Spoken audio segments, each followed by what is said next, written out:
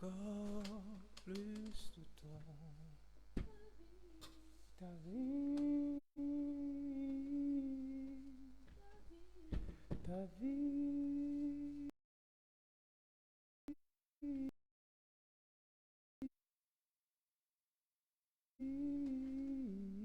j'ai besoin de toi,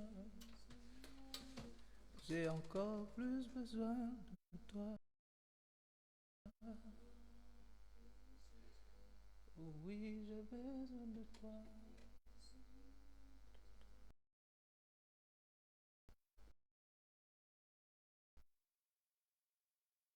Encore plus de toi, encore plus de toi.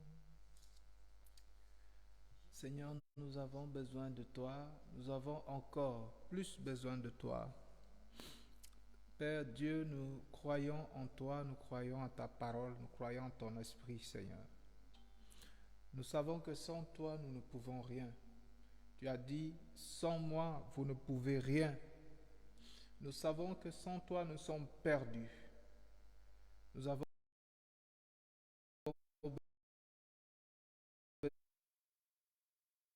besoin de toi dans nos vies, Seigneur. Nous avons besoin de toi dans nos familles. Nous avons besoin de toi dans tous les aspects, éternel Dieu de grâce, de notre existence, dans tous les domaines de notre vie, Seigneur.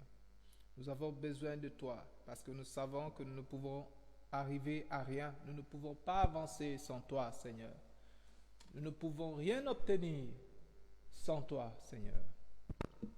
Éternel, nous avons besoin de toi parce que nous savons que tu es la solution, Seigneur, à tout, Père. Tu es la solution à tout, Éternel. Reçois l'élévation, l'exaltation dans le précieux nom de Jésus-Christ. Merci, Seigneur, de ce que tu nous parles ce matin et que tu fasses taire la chair, tu fasses taire ce qui est de l'homme. Merci de ce que c'est ton esprit seul, Seigneur, qui donnera, Éternel, à chacun la portion qui lui est réservée, Seigneur. Père, nous avons encore plus besoin de toi parce que le monde, Seigneur, est sens dessus, dessous, Seigneur. Le monde traverse des moments compliqués, difficiles. Éternel, l'ennemi, sans cause, en veut aux vies innocentes. Il cherche à faire périr sans cause des innocents de toutes parts, Seigneur. Éternel Dieu, nous avons besoin de toi parce que nous savons qu'en toi, Seigneur, Éternel, nous avons l'assurance. Qu'en toi, nous avons la protection. Qu'en toi, nous avons la vie. Merci, Seigneur, pour ton amour et ta grâce. Dans le précieux nom de Jésus, nous t'avons prié. Amen. Amen, bien-aimés, ce matin, je suis dans la joie de me présenter devant vous pour partager cette parole. Et nous allons parler ce matin sur le thème « Prenez garde ». Prenez garde, c'est un avertissement, c'est une interpellation, c'est un appel à l'éveil, au réveil. C'est un appel à l'attachement à Dieu. La semaine passée, nous avons parlé de la fidélité à la parole, de garder les commandements, de ne pas se détourner des commandements de Dieu. Cette semaine, nous parlons sur ce thème, prenez garde. Prenez garde. C'est le Seigneur qui nous parle ce matin. Il nous dit, prenez garde. Ou encore, faites attention. Et prendre garde à quoi? Est-ce que nous aurons des adversaires avec des épées qui dans le dos et qui nous disent prends garde, qui cherchent à nous faire mourir physiquement? Prenez garde, c'est le thème de notre message ce matin. Bien-aimés, vous savez, il y a beaucoup de tendances dans le monde aujourd'hui. Il y a beaucoup de doctrines dans le monde aujourd'hui. Il y a beaucoup de dénominations dans le monde aujourd'hui. Il y a beaucoup de croyances dans le monde aujourd'hui.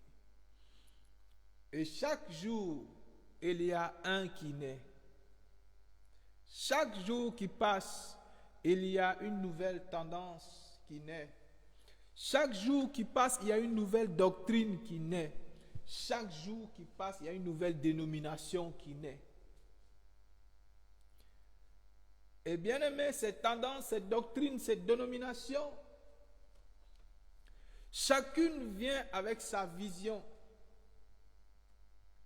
Chacune vient avec sa manière de faire les choses.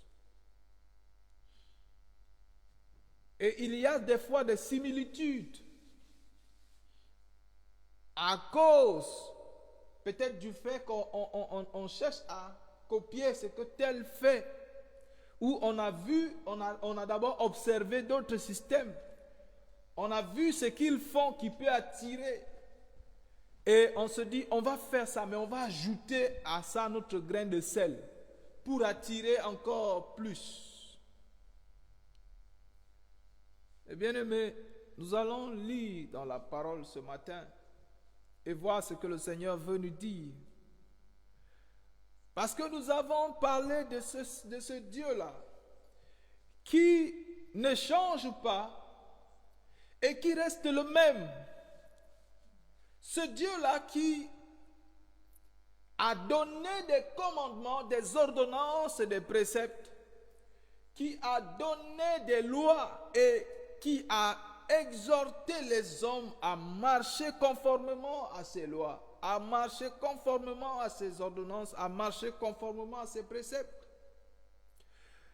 Bien-aimé, ce Dieu-là, il est immuable. Dans le temps, ce n'est pas parce que le temps change que lui, il change. D'ailleurs, on partageait sur le fait que la Bible dit qu'un jour, 1000 ans, sont comme un jour devant le Seigneur. Donc, on peut dire qu'il y a eu de la modernité, il y a eu des changements technologiques et tout, mais devant Dieu, les choses n'ont pas changé. Quand Dieu regarde dans le monde, il ne voit pas les pays développés et les pays sous-développés, non. Quand Dieu regarde sur la terre, il ne voit pas les riches, il ne voit pas les pauvres, non. Quand Dieu regarde sur la terre, il voit deux types de personnes. Ceux qui sont à lui et ceux qui ne sont pas à lui. Riches comme pauvres, développés comme sous-développés. Dieu regarde et il voit deux types de personnes. Les sauvés et les perdus. C'est ceux que Dieu voit quand il regarde sur la terre. Il ne voit pas ceux qui se vêtissent le mieux. Non, ceux qui sont les mieux habillés. Ceux qui sont les mieux chaussés. Il ne regarde pas à ça. La Bible nous dit que Dieu du haut des cieux regarde sur la terre s'il y a un homme qui soit intelligent et qui le cherche de tout son cœur. C'est quand Dieu regarde sur la terre, il cherche des hommes qui le cherchent, les hommes qui le craignent, des hommes qui l'adorent, des hommes qui le louent. Il cherche des hommes qui cherchent sa voix. Il cherche les hommes qui s'intéressent et qui s'attachent aux choses spirituelles, aux choses d'en haut. Il ne cherche pas les hommes qui savent comment chercher l'argent. Aujourd'hui dans le monde, il y a beaucoup de forums et de séminaires qui s'organisent dans les grandes villes, dans les hôtels et dans des grandes salles et des conférenciers qui viennent donner les secrets de la richesse, les secrets de la prospérité, comment faire pour développer une entreprise avec très peu et en peu de temps. Et les gens remplissent dans ces salles. Et aujourd'hui, ce qui est désolant, c'est que les personnes qui se disent serviteurs de Dieu et qui devaient montrer la voie de Dieu au peuple sont entrés aussi dans cette tendance. Les pasteurs sont devenus des conférenciers pour apprendre aux gens à devenir millionnaires, à devenir milliardaires. Et il y a des conférences pour les VIP que les pasteurs organisent. Et conférence de VIP et l'entrée c'est à 100 000. Il y avait un serviteur américain qui est venu au Cameroun et il a fait un programme et il disait que dans ce programme, tous ceux qui vont venir, ils vont recevoir le secret de la prospérité.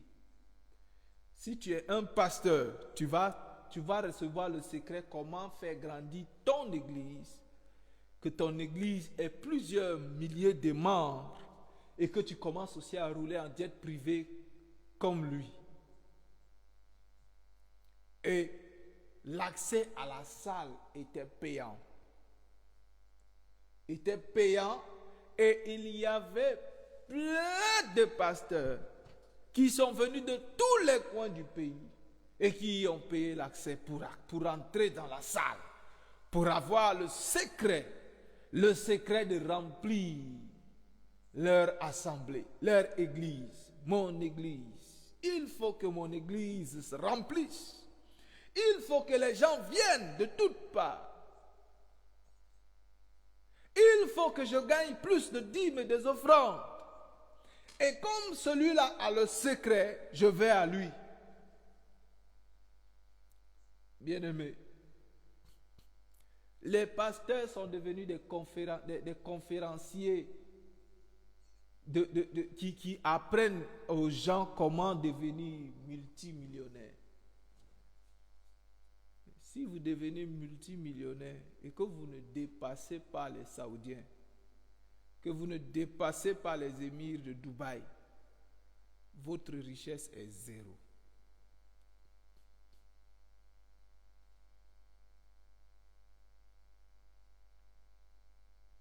Prenez garde. Lisons Matthieu chapitre 24.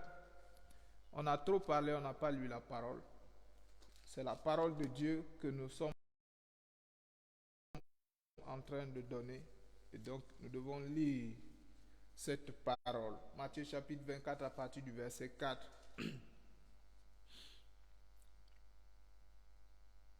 Matthieu 24 à partir du verset 4. Jésus leur répondit: prenez garde que personne ne vous séduise. Jésus leur répondit quoi?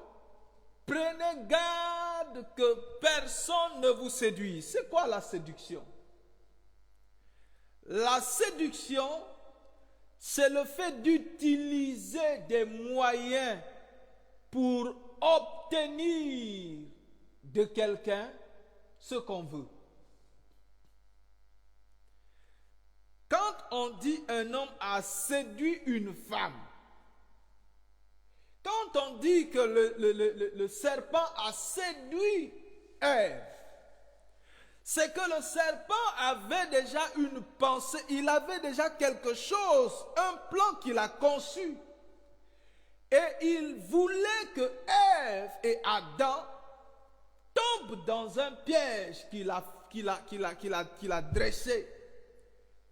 Et pour ça, il faut créer, il faut produire des paroles, il faut sortir des paroles, il faut créer un environnement déjà pour amener Ève dans cet environnement et commencer à lui parler et toucher son cœur. Quand un homme veut séduire une femme, Il fait même des fois des choses qu'il n'a pas l'habitude de faire. Des fois, il n'est jamais allé dans un restaurant pour manger. Mais parce qu'il veut séduire une femme, il va l'inviter au restaurant. Il va l'inviter au restaurant. Ce jour-là, il va dépenser une somme qu'il n'avait pas l'habitude de dépenser. Pourquoi? Il veut mettre la femme dans une confiance, dans un état de confiance, qu'elle se sente rassurée et en sécurité et qu'elle cède.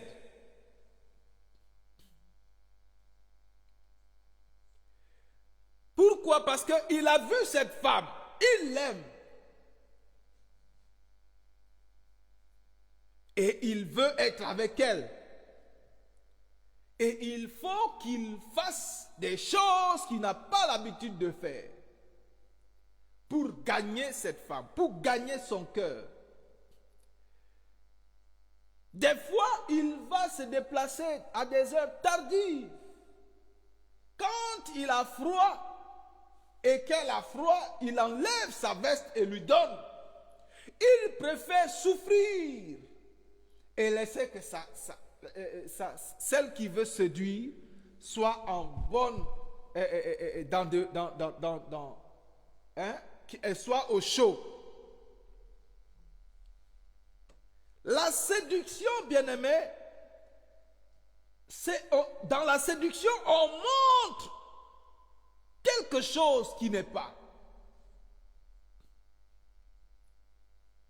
Aujourd'hui, les Africains sont séduits par l'Europe. Ils voient les belles rues. Ils voient des belles places publiques. Ils voient des beaux stades de football. Ils voient la joie partout. Et ils quittent leur pays. Ils quittent leur continent. Certains marchent même à pied des centaines de kilomètres, des milliers de kilomètres pour aller là-bas. Parce qu'ils sont séduits par ce qu'ils voient. Ils sont séduits par une apparence. Mais beaucoup sont ceux qui sont dans la désillusion quand ils arrivent enfin là-bas. Beaucoup sont ceux qui disent, ah, je suis venu chercher quoi ici? Ils sont arrivés là où ils pensaient être le paradis. Mais ils disent, mais qu'est-ce que je suis venu chercher ici? Ils oublient qu'ils ont traversé des déserts et des forêts pour arriver là-bas. Mais quand ils découvrent les réalités de cet endroit qui les séduisit, ils se disent, là où je suis parti, c'est mieux. Quand ils arrivent et qu'ils ne peuvent même pas dormir sous des draps chauds, ils se disent, mais pourtant j'ai laissé une grande chambre dans la maison de mon père. Pourquoi? Ils ont été séduits, bien-aimés. On leur a montré, on leur a vendu quelque chose qui n'était pas. On leur a vendu une condition qui n'était pas. Non, ici tout le monde est à l'aise, tout le monde vit en sécurité, tout le monde est bien. Ici, oh, l'argent, on ramasse l'argent par terre dans les rues. La séduction, bien-aimé. Le diable a amené Ève à voir par le moyen de la séduction la chose qu'elle passe, auprès de laquelle elle passait chaque jour sans considérer qu'elle existait. La Bible dit qu'après avoir parlé à Ève, Ève regarda au fruit et elle vit qu'il était bon. Mais chaque jour, elle voyait ce fruit en passant. Elle vit qu'il était bon et qu'il était agréable à la vue et qu'il était précieux pour ouvrir l'intelligence. Mais chaque jour, Et Dieu leur avait dit que ce fruit est le fruit de la connaissance du bien et du mal. Et chaque jour, Ève et Adam passaient et voyaient ce fruit sans en tenir compte. Mais le jour où Satan a séduit Ève, elle a commencé à voir le fruit d'une autre manière. Elle a commencé à donner au fruit une autre importance. Non, ce fruit-là, il paraît bon. Hein? Je sens que dans la bouche, le goût est agréable. Et Ève s'est fait séduire. Bien-aimé, le Seigneur dit, prenez garde que personne ne vous séduise. La séduction, il y a tromperie dans la séduction. Il y a un chant quand j'étais enfant. Mon fiancé me dit qu'il est homme d'affaires, je vais l'épouser, il a l'argent. Et après des recherches, après des enquêtes, j'ai décidé qu'il est pousseur. J'ai découvert qu'il est chômeur. Et en fait, le gars, il a vendu à la femme une position. Et elle se disait, si je suis dans la maison de cet homme, je ne vais rien manquer. C'est un homme d'affaires, c'est un ministre, c'est un fonctionnaire, c'est un maire, c'est un homme important. Il fait partie du conseil d'administration d'une grande entreprise. Pas plus tard que l'année passée, il y a une jeune belle femme camerounaise qui s'est mariée à un homme soi-disant un prince diamantaire du Congo. Quelque temps après, elle s'est rendue compte que ce gars est un vendeur de rêves, un vendeur d'illusions. C'est un escroc. Le gars s'est présenté à elle comme un prince, un grand homme d'affaires, très riche, qui voyage, qui prend chaque jour des avions, qui est ici et qui est là, qui va d'un pays à l'autre. Oh, qui l'a fait voyager chaque fois. Chaque jour, quand tu veux des vêtements neufs, on t'amène dans le plus grand prêt-à-porter de luxe et tu ramasses ce que tu veux, alors que c'était un escroc qui vivait de l'escroquerie. Il a séduit cette femme. On lui présenta sa condition, une condition qui n'en était pas une. Il y a beaucoup qui se sont fait séduire comme cela. Il y a beaucoup qui se sont fait tromper par cela. Dans la séduction, il y a le mensonge, bien-aimé. Et le père de la séduction, c'est le diable. Et Jésus dit, prenez garde que personne ne vous séduise. Pourquoi? Parce que le diable a beaucoup de fils qu'il a fait sur la terre. Les séducteurs sont pleins dans le monde aujourd'hui. Certains peuvent même s'appeler pasteur, ou bishop, ou archibishop, ou prophète, ou apôtre. Certains peuvent même s'appeler chrétiens, enfants de Dieu. Certains peuvent même dire qu'ils sont nés de nouveau. Il y a beaucoup de fils du diable, des séducteurs qui sont dans le monde aujourd'hui. Il dit car plusieurs viendront sous mon nom, disant c'est moi, je suis le Christ. Et ils séduiront beaucoup de gens. Vous entendrez parler de guerre et de bruit de guerre. Gardez-vous d'être troublés. Gardez-vous d'être troublés parce que vous avez entendu qu'il y a un nouveau variant du corona qui vient du Cameroun. On dit non, il y a un nouveau variant que les Français ont découvert. Ça vient du Cameroun parce qu'il y a la Coupe d'Afrique au Cameroun. Gardez-vous d'être troublés. Car il faut que ces choses arrivent. Mais ce ne sera pas encore la fin. Ce ne sera pas encore la fin, bien-aimés. Gardez-vous. Prenez garde que personne ne vous séduise. Aujourd'hui, il y a des sauveurs de l'humanité partout dans le monde. En Côte d'Ivoire, il y en a un. Ici au Sénégal même, il y a déjà des sauveurs de l'humanité. Des gens qui sont venus pour sauver les hommes. Les prophètes en leur temps, les prophètes de leur époque. Gardez-vous, le dit le Seigneur, car plusieurs viendront en mon nom.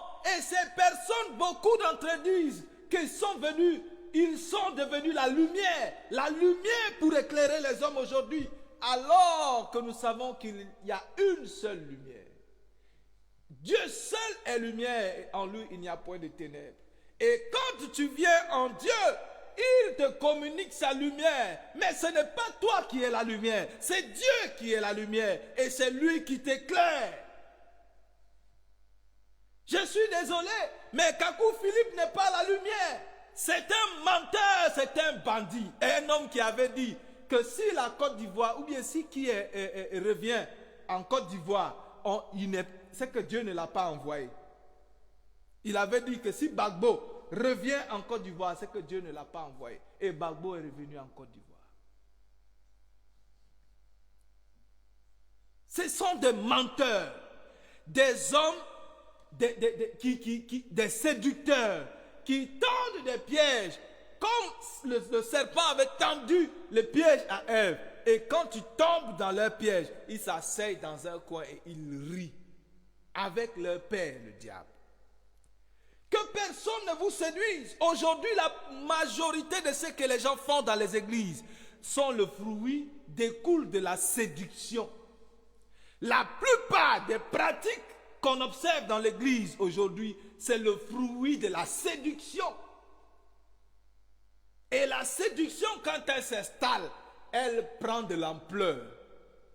Elle s'enracine et elle s'impose comme étant la vérité. Prenez garde, dit le Seigneur, c'est Jésus qui parle. Que personne ne vous séduise. Qui est celui qui te séduit? Par comment est-ce que tu es séduit? Non, nous on fait ça seulement comme ça. Bien aimé, c'est le fruit de la séduction. Colossiens chapitre 2 à partir du verset 18. C'est Paul qui parle aux Colossiens.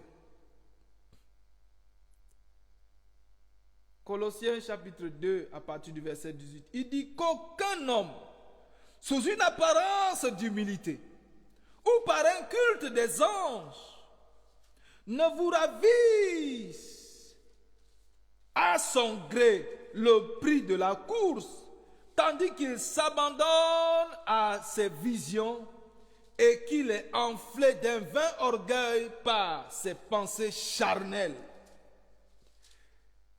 Il y a des personnes qui, dans leurs pensées charnelles, parce qu'ils ne veulent pas perdre les dîmes et les offrandes, se transforment en séducteurs. Dans leurs pensées charnelles, et je voyais ce pasteur, cette image, cette photo, et c'est une image qui a fait le tour des réseaux sociaux durant cette semaine. Un pasteur qui a montré une photo soi-disant d'un ange qui a visité leur assemblée dans la nuit de traversement, de traversée, le 31. Oh, il y a un ange qui nous a visités. Pourquoi? Dans le seul but d'attirer des membres, dans le seul but d'attirer des hommes et des femmes pour les dépouiller, les séduire et les dépouiller. Oh, regardez, ça a été pris par les caméras. Et l'ange l'a apporté basket Nike. Il y a une usine de basket Nike au ciel qui a fabriqué des baskets blanches Nike pour chausser les anges. La séduction, bien-aimé. Certains ont même ressuscité les morts dans leur assemblée. La résurrection des morts n'est pas fausse, bien-aimé. Mais il y a eu de fausses résurrections dans le but de séduire les hommes. Oh, ici, il y a eu des résurrections. Bien aimé, quand quelqu'un n'est pas ressuscité, quel est le but de dire qu'il a été ressuscité? Si ce n'est pour séduire, tromper.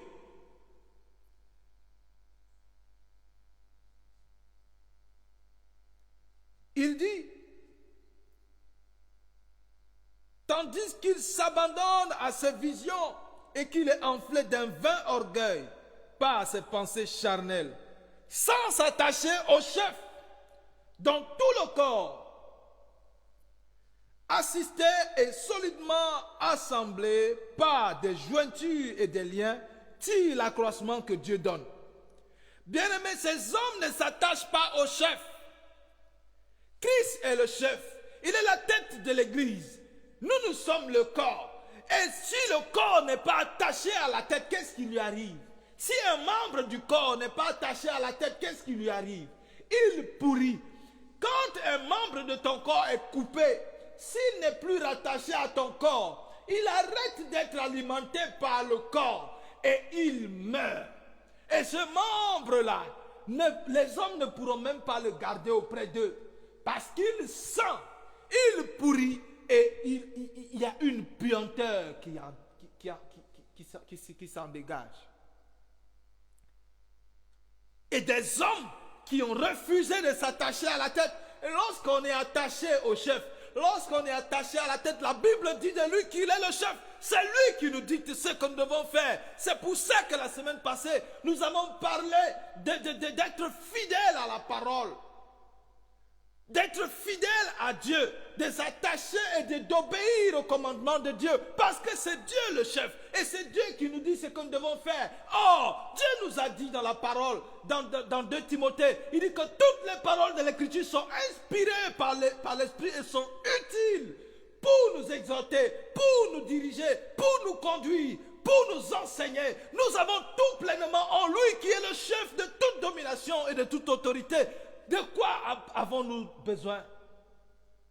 De quoi d'autre avons-nous besoin? Il y a tout en lui. Vous avez tout pleinement en lui. Il est le chef de toute domination et de toute autorité. Il est le commencement et la fin de toutes choses. Et il dit, je vous ai donné ma parole. Soyez fidèles à ma parole. Et nous lui disons, non Seigneur, ta parole est trop dure. Cette parole est trop dure. Qui peut l'écouter? Y avait-il des gens qui avaient dit pareil? Il y a des gens qui ont écouté cette parole dans le passé, au temps de Jésus, pendant la vie même de Jésus, et qui ont dit, oh non, cette parole est trop dure. Qui peut l'écouter? Nous ne pouvons pas abandonner nos vies. Nous ne pouvons pas abandonner nos manières de faire. Nous ne pouvons pas abandonner nos doctrines et nos traditions. Nous ne pouvons pas abandonner ce que nous avons connu depuis que nous sommes nés. Nous sommes nés et nous avons trouvé ça. Et toi, tu nous dis d'abandonner ça. Moi, j'ai fêté Noël quand j'étais petit. Mon père m'a acheté les habits de Noël. Et tu me dis de ne pas acheter les habits de Noël à mes enfants.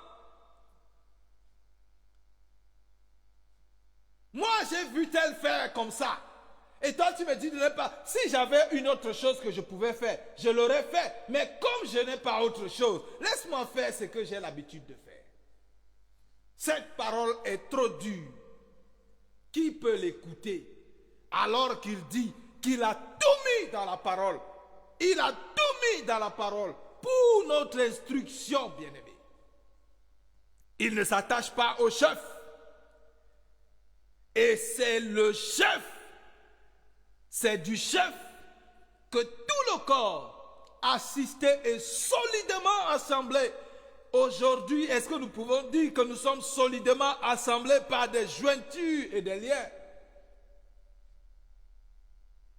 Il est en train de donner ici l'image d'un char. Parce qu'un char a un assemblage. Et l'assemblage du char, il y a des liens, il y a des jointures. Et c'est tout l'assemblage qui permet au char d'être un char. Tu enlèves une roue d'un char, il n'est plus un char.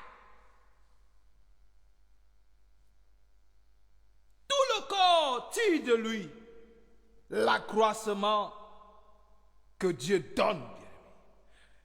Il ne s'attache pas à la tête. Prenez garde à suivre les gens qui ne s'attachent pas à la tête et qui vous donnent leurs propres directives, qui vous donnent leur doctrine, qui vous donnent leur foi, qui vous donnent leur croyance et qui disent croyez en moi, croyez en moi.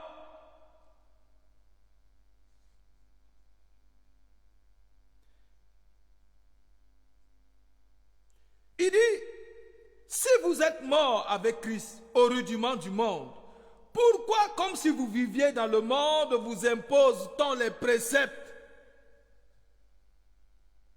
Tu es mort au rudiment du monde. Et tu dis, je suis en Christ, ma vie est en Christ. Mon corps, mon être est en Christ. Christ est mon tout. Et tu es encore dans les rudiments du monde. Ce que le monde fait, tu le fais. Le Seigneur te dit, prends garde.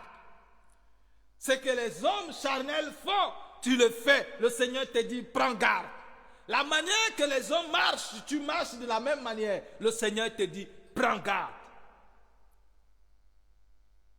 Car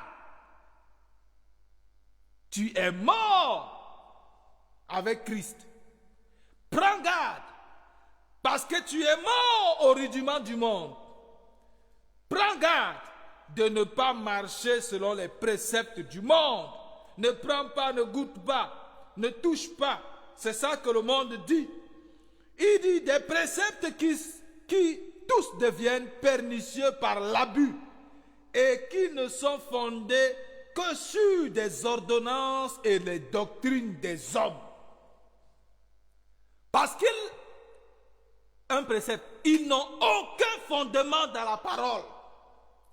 Ces préceptes que vous suivez, que nous suivons, n'ont aucun fondement dans la parole. Ils ne sont fondés que sur un homme s'est levé un matin, il a pensé à quelque chose, il a dit, ah, je vais faire ça. Quand il a fini de faire, ah, c'est bien ce que je viens de faire là. Ah, il commence à imposer ça à tout le monde. Non, venez, on va faire. Et c'est comme ça que les sectes naissent. Il dit, ils ont à la vérité une apparence de sagesse.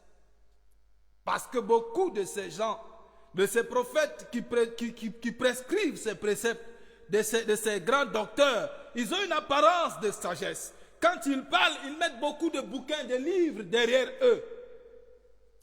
Ils s'asseyent sur un bureau bien dressé avec des livres derrière eux pour montrer qu'ils sont des grands lecteurs. Une apparence de sagesse.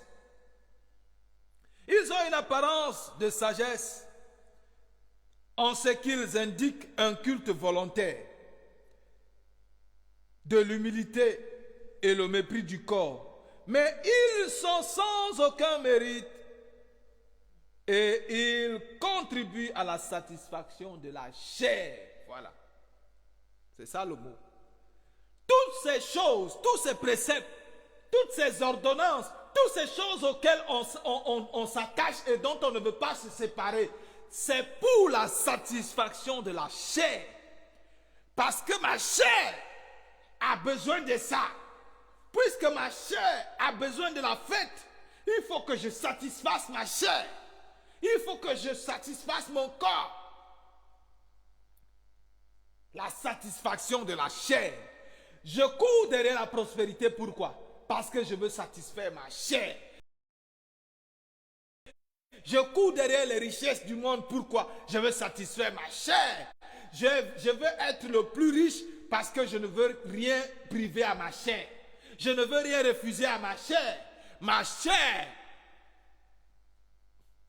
Jésus avait dit à cet homme-là, il y a un homme qui, un jour, il s'est assis, il a dit, mon âme, repose-toi, mange et dors, parce que tu as amassé assez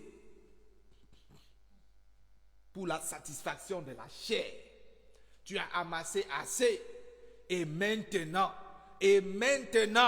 tu peux dormir tranquille. Tu peux manger jusqu'à la fin de ta vie. Et le Seigneur lui dit, insensé que tu es, cette nuit même, ton âme, ta chair pour laquelle tu as travaillé tant, te sera redemandée. Cette nuit même, dans Jérémie chapitre 29, Jérémie chapitre 29, qu'est-ce que la parole nous dit? Jérémie chapitre 29, les versets 8 et 9. Il dit, car ainsi parle l'Éternel des armées, le Dieu d'Israël. Ne vous laissez pas tromper par vos prophètes qui sont au milieu de vous et par vos devins, parce que beaucoup sont des devins. N'écoutez pas vos songeurs dont vous provoquez les songes. C'est vous qui provoquez les songes. Parce qu'ils savent que vous êtes prompt à écouter. Ils vont faire des songes. Il dit, car c'est le mensonge qu'ils vous prophétisent en mon nom. Je ne les ai point envoyés, dit l'Éternel. Ils viennent vous prophétiser des préceptes. Ils viennent vous prophétiser la prospérité, la richesse, la gloire. Ils prophétisent toujours les bonnes choses. Donc tu auras une voiture. Je te vois rouler dans une belle voiture. Et puis quoi? Oh, tu auras un bon mari. Je te vois avec un homme riche. Et puis quoi? Le Seigneur dit que c'est le mensonge qu'il vous prophétise en disant ainsi parle l'Éternel. Can I talk to you? C'est devenu la mode chez les anglophones. Ça, can I talk to you? Je peux te parler? Je suis en train de voir ton oncle qui habite dans tel quartier avec... Et puis quoi? Je te vois, je t'ai vu la nuit dernière. Tu montes 4 étages avant d'arriver chez toi. Et puis quoi? Bien-aimé, si un prophète se présente à toi, et can I talk to you? Tu dis, yes, talk to me, parle-moi. Et il te dit, je te vois monter 5 des escaliers. Il n'y a plus, l'ascenseur de ton immeuble est gâté. Tu demandes, et puis quoi? Le Seigneur dit, c'est le mensonge qu'il vous prophétise en mon nom. Et puis quoi? Non, tu étais marié, ton mari t'a laissé. Et puis quoi? Si la prophétie ne te mène pas à la repentance, si la prophétie ne te mène pas à t'attacher à Dieu, si la prophétie ne te mène pas à rechercher premièrement le royaume de Dieu et la justice, demande au prophète, et puis quoi? Il dit, c'est le mensonge qu'il prophétise en mon nom. Dans Ephésiens chapitre 5 au verset 6, il dit, que personne ne vous séduise par de vains discours. Il dit, car c'est à cause de ces choses que la colère de Dieu descend sur les fils de la rébellion. Par de vains discours, on produit des discours des mielleux, séduisants, avec le français, un gros français, pour séduire. Il dit, c'est à cause de ces choses que la colère de Dieu vient sur les fils de la rébellion. Il y a des fils de la rébellion, des enfants du séducteur, les fils de Satan, qui se sont introduits dans l'église et qui sont en train de travailler pour attirer la colère de Dieu sur ses enfants. On finit avec ce passage de Marc chapitre 7, les versets 5 à 9. C'est Jésus qui va encore nous parler. Marc chapitre 7, les versets 5 à 9. Et les pharisiens et les scribes lui demandèrent, pourquoi tes disciples ne suivent-ils pas les traditions des anciens, la tradition des anciens, mais prennent-ils leur repas avec des mains impures? Voici ce que les scribes, les grands docteurs de la parole, de la loi, demandent, posent comme question à Jésus. Pourquoi tes disciples là ne font pas comme les autres? Ils veulent dire quoi? Ils connaissent plus que qui? Nous, on a été dans des grandes écoles de théologie. On sait ce que c'est que cette tradition-là que les anciens ont laissée. On a vu les anciens faire ce que nous sommes en train de faire. Ils pensent qu'ils connaissent plus que tout le monde. Tes disciples là, regarde-les comment ils marchent. C'est des orgueilleux. Pourquoi ils ne font pas aussi ce que nous on fait là? Pourquoi ils ne marchent pas aussi comme nous on marche là? Ils connaissent plus que qui? Et c'est les scribes et les pharisiens, les docteurs d'Israël, qui posent cette question à Jésus. Aujourd'hui, tu marches selon la parole, on dit que tu es compliqué. Quand les gens sont dans le péché, quand les gens sont dans l'erreur, tu leur présentes la parole. Tu es trop compliqué en toi. Mais de la même manière, quand Jésus a présenté l'évangile aux gens en son temps, quand il leur disait que le royaume de Dieu est au milieu de vous, les gens lui ont dit, cette parole est trop dure. Oh, toi là, tu es trop compliqué, on sait que tu fais des miracles. On accepte les miracles que tu fais. Tu guéris nos enfants, on accepte ça. Mais tes paroles sont trop dures. Tu arrêtes nos pertes de sang, on accepte ça. Tu ouvres les yeux de nos aveugles, on accepte ça. Tu libères ceux qui sont possédés au milieu de nous. On accepte ça. Mais tes paroles, Seigneur, sont trop dures. On veut tout de Christ, sauf la parole. On accepte tout de toi, sauf ta parole, parce qu'elle est trop dure. Qui peut l'écouter? Même nous qui sommes les docteurs, nous qui sommes les pharisiens, nous qui sommes les scribes, les docteurs de la loi, nous ne pouvons pas supporter cette parole. Elle est trop dure. Et Jésus leur répondit, hypocrite, Ésaïe a bien prophétisé sur vous, ainsi qu'il est écrit. Ce peuple m'honore des lèvres, mais son cœur est éloigné de moi. Tu honores Dieu de tes lèvres chaque jour. Oh, je suis un enfant de Dieu, j'obéis à la loi, à la voix de Dieu. Mais ton cœur est ailleurs. Ton cœur n'est que dans ton mari. Ton cœur n'est que dans ton mariage. Il faut que je me marie. Et beaucoup sont ceux qui sont venus à l'assemblée parce qu'ils cherchent une femme ou un mari. Parce qu'on a fait la vie dans le monde, on est fatigué et on n'a rien eu. On dit, peut-être que si je vais à l'église, il y a quelqu'un qui est bête qui va tomber, qui va venir ramasser les restes là. Il dit, ce peuple m'honore des lèvres, mais son cœur est éloigné de moi. Il dit, c'est en vain qu'il m'honore, en donnant des préceptes qui sont des commandements d'hommes. Il dit, vous abandonnez les commandements de Dieu et vous observez les traditions des hommes. Il leur dit encore, vous anéantissez fort bien les commandements de Dieu pour garder vos traditions. Parce que ce sont nos traditions là qui peuvent satisfaire notre chair. Ce sont nos traditions qui peuvent nous suffire. On se connaît, on se retrouve mieux dans nos traditions. Vous anéantissez fort bien le commandement de Dieu pour garder vos traditions. Les lèvres, chaque jour. Dieu, il y a des hommes qui se réveillent Dieu le matin, Dieu à midi, Dieu, mais leur cœur est noir.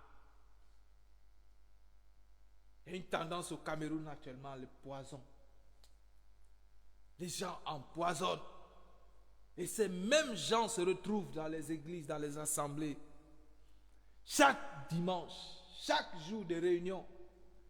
Mais c'est les mêmes personnes qui empoisonnent par jalousie leurs frères, leurs sœurs, parce qu'elles se marient, parce qu'elle a trouvé un fiancé, parce que moi je n'ai pas, parce qu'elle a des enfants et que je n'ai pas, parce qu'il a un travail et que je n'ai pas. Ils pensent même que quoi? Prenez garde, bien-aimés, que personne ne vous séduise, dit le Seigneur. Soyez vigilants, c'est ce qu'il veut dire. Parce qu'il y a des séducteurs qui entreront dans le monde. Soyez vigilants parce qu'il y a des hommes de mauvaise foi qui viendront et qui chercheront à vous ravir le prix de la couronne, bien-aimé. Tu as marché avec le Seigneur. Tu as été obéissant à sa voix. Et à la fin de ta vie, tu viens, tu te détournes. Parce que tu dis, ah, je suis fatigué. Oh, je suis fatigué. Tout ce que j'ai fait même pour Dieu là, qu'est-ce que j'ai eu en retour? J'étais dans l'église chaque jour, c'est moi qui balayais, c'est moi qui faisais ceci, c'est moi qui accueillais les gens qui viennent à l'église, c'est moi qui enseignais les nouveaux convertis, c'est moi qui.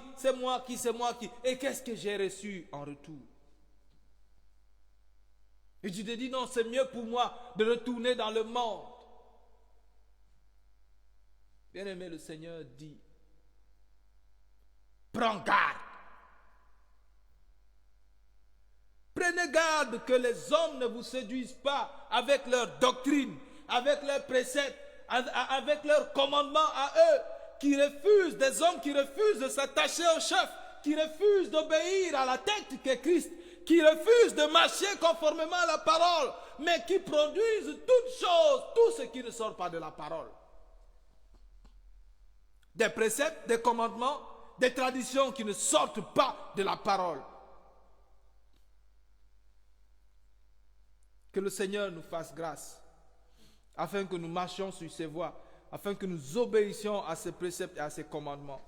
Que le Seigneur bénisse tous ceux qui ont suivi ce message, que sa grâce vous accompagne et que le Seigneur bénisse tous ceux qui partagent ce message. Que la grâce de Dieu vous accompagne. Merci Seigneur pour ton amour, merci pour ta parole, merci pour ton esprit Seigneur. Nous savons Seigneur, Dieu de grâce et de miséricorde, que tu es vivant, nous savons que tu es vrai. Éternel, il n'y a point de mensonge ni de ténèbres en toi. Tu es lumière, Seigneur. Et Seigneur Dieu, tu ne partages pas ta gloire avec un homme, Seigneur.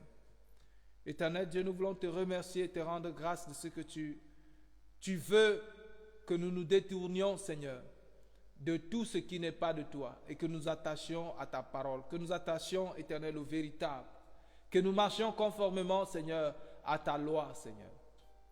Père Dieu de grâce, de miséricorde, nous voulons prier que tu glorifies ton nom dans nos vies. Glorifie ton nom dans nos vies, Seigneur. Donne-nous, Seigneur, d'être, Éternel, véritablement des enfants de la lumière.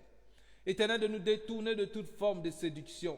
Seigneur, beaucoup sont des séducteurs qui sont venus dans le monde pour égarer tes brebis, Seigneur. Pour égarer le troupeau, Seigneur. Mais, Seigneur, Dieu de grâce, ta lumière, lui, et elle éclaire, Seigneur, ceux qui te cherchent. Père Dieu, nous te célébrons et te bénissons parce que nous savons que maintenant tu libères tes enfants, Seigneur, de toute forme d'oppression, de toute forme de domination et d'autorité étrangère, Seigneur.